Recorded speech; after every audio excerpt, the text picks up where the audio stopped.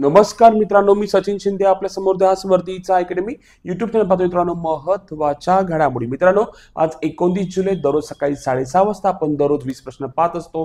महत्त्वाचे प्रश्न असतात मित्रांनो, जेणेकरून IMP क्वेश्चन काढलेले असतात. मित्रांनो, आपण पाहतोय आज महत्त्वाचे सर्व प्रश्न पाहतोय. आपण सुरुवात करूया.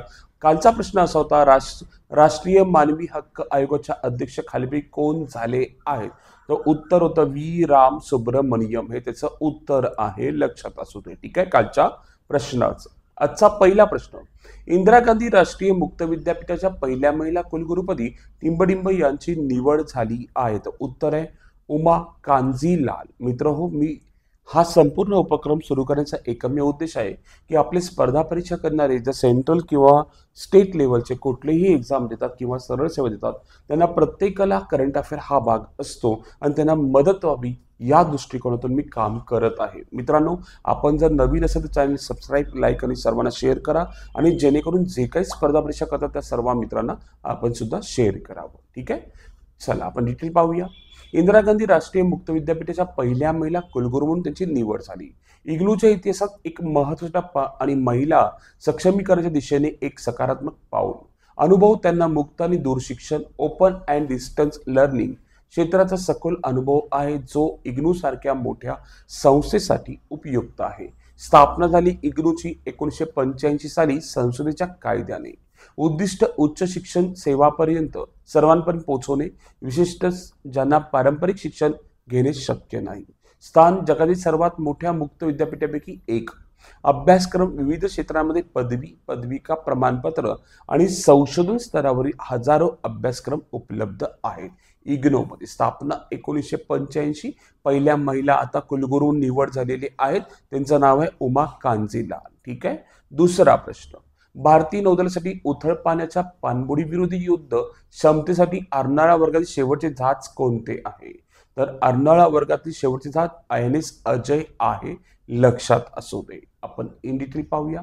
INS अजय यार्ड 3034 हे अर्नाळा वर्गातील 8वे आणि शेवटचे जहाज आहे. ही जहाजे गार्डन रिच शिप बिल्डर्स आणि इंजिनियर्स लिमिटेड आहे ना, म्हणजे GRSC कलकत्ता यांनी तयार केली आहेत. INS अर्नाळा या मालिकेतील पहिले जहाज होते आणि 2014 मध्ये संरक्षण मंत्रालयाने 16 ASWC जहाजांची योजना मंजुरी केली होती. कधी? 14 मध्ये. त्यापैकी 8 अर्नाळा क्लास आणि 8 कोचिन शिपयार्ड माहे क्लास असे 8 टोटल 16 जहाजांची मंजुरी केली होती. त्यातले हा आता शेवटचं जहाज आहे INS जहाज.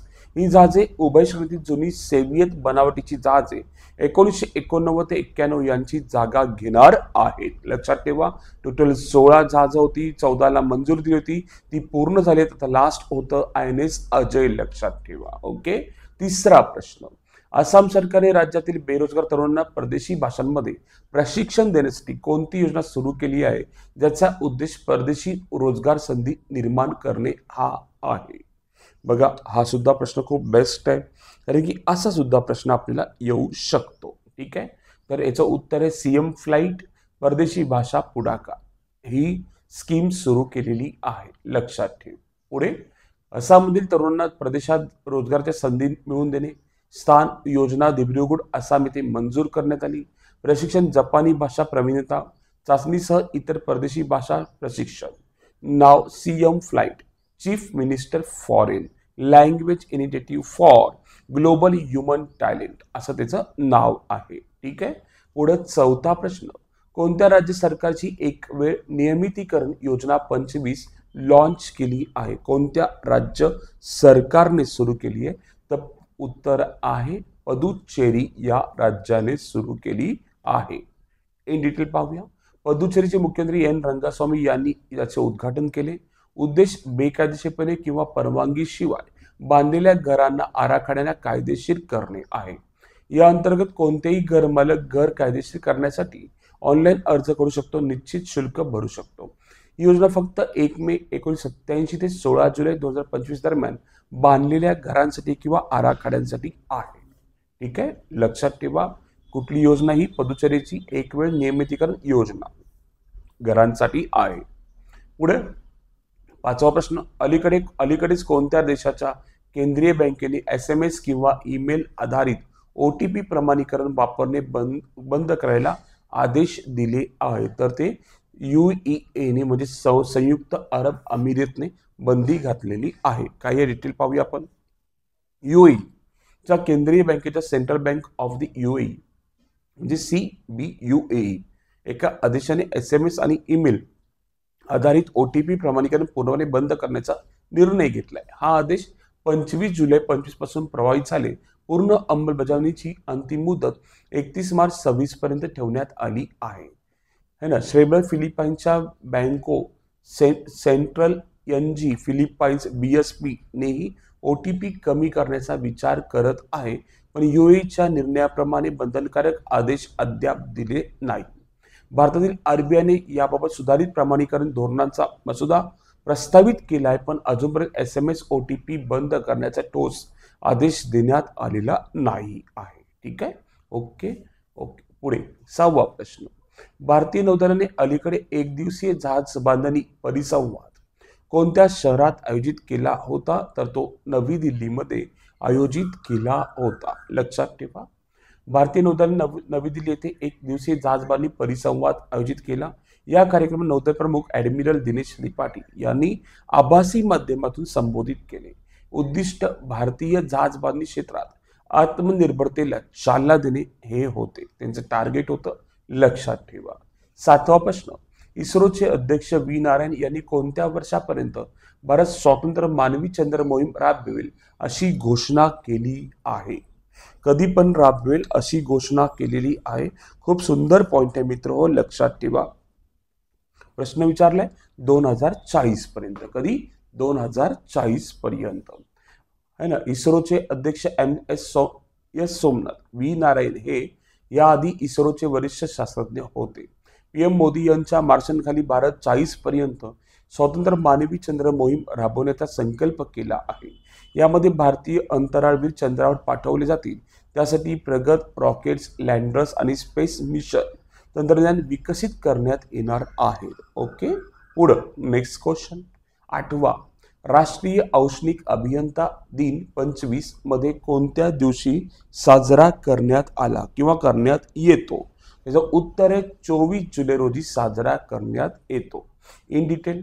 राष्ट्रीय औष्णिक अभियंता दिन 24 रोजी साजरा केला जातो. या दिवसाचे आयोजन उष्णता अभियंत्यांनी त्यांच्या कल्पनांना गौरवण्यासाठी केला जातो. 24 जुलै ही तारीख उष्णतेशी संबंधित उच्च तापमान हवामान लक्षात घेऊन निवडली जाते आणि उष्णता अभियांत्रिकीचा उपयोग ऊर्जा निर्मिती, वाहन तंत्रज्ञान, औद्योगिक प्रक्रिया, इलेक्ट्रॉनिक उपकरणाचे थंडकरण मध्ये होतो. है ना. लक्षात ठेवा. Veer Surendra Sai University of Technology यासारख्या संस्था देखील या निमित्त विविध शैक्षणिक उपक्रम आयोजित करतात. ओके. पुढं नेक्स्ट क्वेश्चन. 9वा.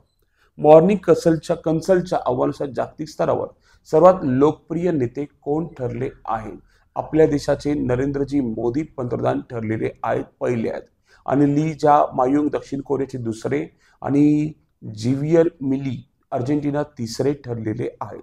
पहिले नरेंद्र मोदी, दुसरे दक्षिण कोरियाचे, तिसरे अर्जेंटिनाचे नेते ठरलेले आहेत. लक्षात ठेवा. पुढे 10वा. 25च्या फाईट वुमन्स वर्ल्ड कपच्या अंतिम फेरीत दिव्या देशमुख यांनी ज्याच्यावर विजय मिळवून विजेतेपद पटकावले त्या खेळाडूचे नाव काय? ठीक आहे. कोनोरू हम्पी त्यांचं नाव आहे. आणि जिंकले कोण? दिव्या देशमुख विजयी झालेल्या आहेत. ठीक आहे. या अवघ्या 21 वर्षाच्या होत्या आणि या 39 वर्षाच्या होत्या. लक्षात ठेवा. ठीक आहे. 19 वर्षीय नागपूरच्या दिव्या देशमुख यांनी जॉर्जियाच्या भूतमी है ना, जॉर्जियाच्या कुठे मित्र हो? भूतमी. लक्षात ठेवा. येथे आयोजित 25च्या फाईट वुमन्स वर्ल्ड कप मध्ये कोनोरू हम्पीचा पराभूत करत विजेतेपद जिंकलं. Divya Deshmukh FIDE women's world cup 25 ची विजेता ठरली, ज्यामुळे भारतातले सर्वात युवा ग्रँडमास्टर बनल्या. भारताच्या एकूण 88व्या ग्रँडमास्टर म्हणून अंतिम फेरीतील 2 क्लासिकल सामने दोन्ही ड्रॉ झाले आणि निकाल रॅपिड टाय ब्रेक्स मध्ये ठरला. दुसऱ्या टाय ब्रेक गेम्समध्ये दिव्याने ब्लॅक मध्ये खेळत निर्णायक विजय मिळवला. हम्पीच्या वेळेवर झालेल्या चुकीचा फायदा घेऊन या फेरीमध्ये दिव्या 26च्या वुमन्स कॅन्डिडेट्स टुर्नामेंटसाठी पात्र ठरल्या. बघा मित्र हो, पॉईंट खूप महत्वाचा आहे की दोन्ही मॅच ड्रॉ झाले आणि नंतर काय झालं, टाय ब्रेक्स मध्ये, रॅपिड टाय ब्रेक्स मध्ये ठरलेल्या दुसऱ्या टाय ब्रेक्स गेम मध्ये दिव्याने ब्लॅक मध्ये खेळत निर्णायक विजय मिळवला. म्हणजे 2 मॅचेस ड्रॉ झाले आणि नंतर टाय ब्रेक्स मध्ये ठरलेल्या दुसऱ्या गेम मध्ये त्यांनी ब्लॅक आपले हे गेट त्यांनी जिंकलेलं आहे. हे पण खूप पॉईंट महत्वाचं. आणि ते कुठे त्यांची आता निवड झाली, 26च्या वुमन्स कॅन्डिडेट टुर्नामेंटसाठी पात्र ठरल्या. तसेच हम्पी पण दुसऱ्या ठिकाणी असल्याने तिन्ही पात्र मिळवलेली आहे. म्हणजे दोघंही जो 26च्या वुमन्स कॅन्डिडेट टुर्नामेंटमध्ये ते पात्र ठरलेले आहेत.